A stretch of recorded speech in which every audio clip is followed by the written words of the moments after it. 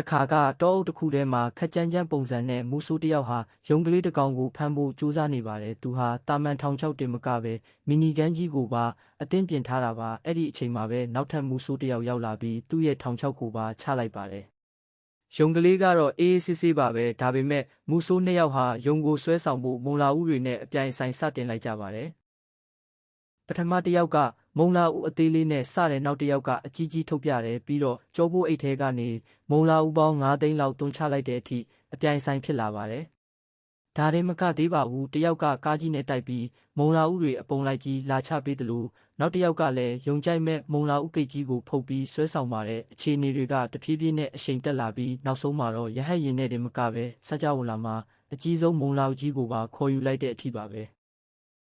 နောက်ဆုံးမှာတော့မူဆိုးနှစ်ယောက်ဟာဒေါသထွက်ပြီးမုံလာဦးလက်နက်တွေနဲ့အပြန်အလှန်ပစ်ခတ်တိုက်ခိုက်ကြပါတော့တယ်။ရုံကလေးကတော့သူတို့ပြစ်သမျှမုံလာဦးတွေကိုအေးအေးဆေးဆေးစားရင်းပျော်နေတာပေါ့။